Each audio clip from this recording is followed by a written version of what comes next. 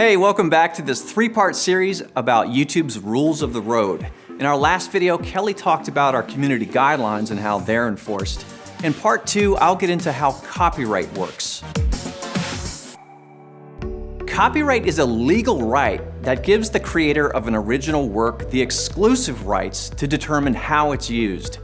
Basically, you can't use someone else's videos, music, or other creative work in your videos without their permission. This even includes singing a song or reciting lyrics someone else wrote. So how do we enforce copyright?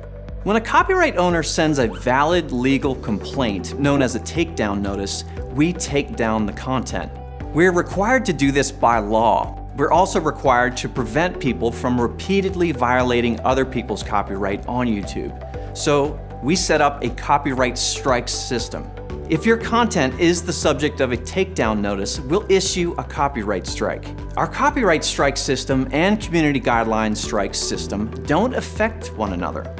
But no surprise, if you receive 3 copyright strikes, your account will be terminated and your videos will be removed from YouTube. There's no warning for copyright strikes, but the first 2 strikes have no impact on your account or what features you can access. Also note that there are some regional exceptions that allow you to include someone else's work, so be sure to read up on what counts as fair use in the public domain.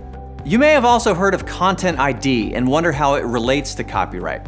Well, to help YouTube creators draw upon all the great content they love while still protecting the rights of copyright owners, we built Content ID, an automated enforcement system that lets some of the world's biggest rights holders find their work when it's being used by others and claim it instead of taking it down.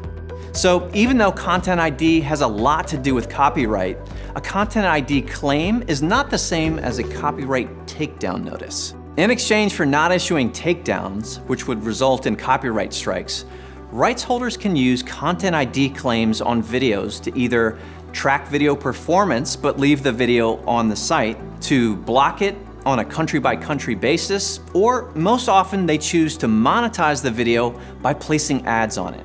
Content ID claims never impact your channel or access to features. Over 90% of Content ID claims result in monetization or tracking, not blocking. That means millions of videos that would otherwise be removed and result in copyright strikes instead get to remain live on YouTube. At its heart, Content ID is an automated matching system. Machines can't account for things like fair use or rights holder errors. But don't worry, you can dispute a Content ID claim if you think it's invalid, and will often hold the revenue that the video is making and pay out the appropriate party once the dispute is resolved. So now you might be thinking, as long as I'm following the community guidelines and not violating copyright, then I can become a YouTube partner and make ad revenue, right? Not quite yet. What? Let me sit down. Oh. There are a couple more things to be aware of if you want to be a YouTube partner and make revenue from ads. My name's Mahalit, and in the third and final part of this series, I'll give you an overview of the YouTube Partner Program and our advertiser-friendly guidelines. Click this end screen to come on over.